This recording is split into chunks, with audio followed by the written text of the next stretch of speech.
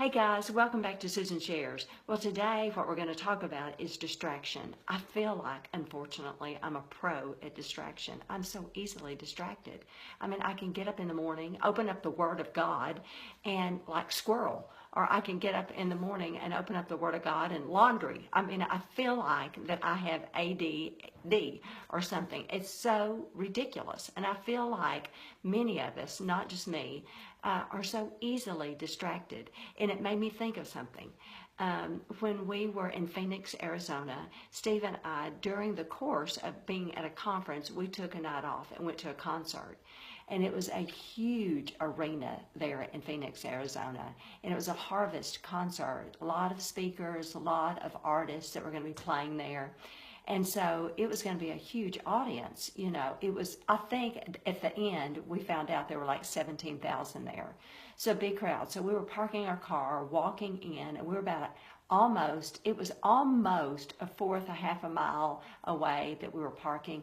And so I had my purse and I was walking, and a woman behind, a female voice, I heard, hey, hey, hey.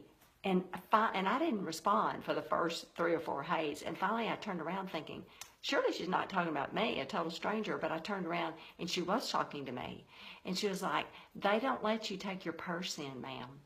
And so, you know, you're walking all this distance and you're going to have to walk back to your car. I said, thank you so much for letting me know that. So I won't have to walk all the way back here. And so, because we were parked in a pasture and all that kind of stuff. And so I walked back to my car, thanked her profusely. And then I saw all these other people when we were walking back to the arena, walking back to their car. They were not happy campers either. And I was thinking to myself, you know, she didn't have to do that, but because she was way behind me, hollering at me. And she did that for me so I wouldn't have to walk. And I was thinking, that's what God does to us. He tries to get our attention, but we're so distracted that we're not listening. And I thought, that is a great, great lesson for us, spiritually speaking.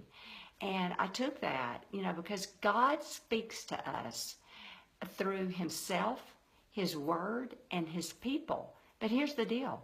We have to be listening. We have to be listening. So what are the distractions in our lives? We have to be still and we have to be quiet. It is true in Psalms, the stillness and the quietness to listen to God. Because when we're always talking and we're always busy and we're always hurried and we are completely distracted, then it's hard for God to get through. But he, like the woman in the back behind me, she was persistent, man. She was, hey, hey, and then finally, woman, hey, woman. I mean, she was gonna get to me if she had to run up to me, I'm convinced, for me to get my purse so I didn't have to walk.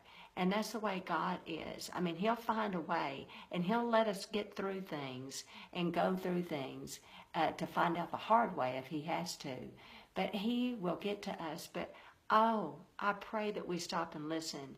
And it was a spiritual lesson for me. That purse situation was a spiritual lesson to me. Am I listening to God?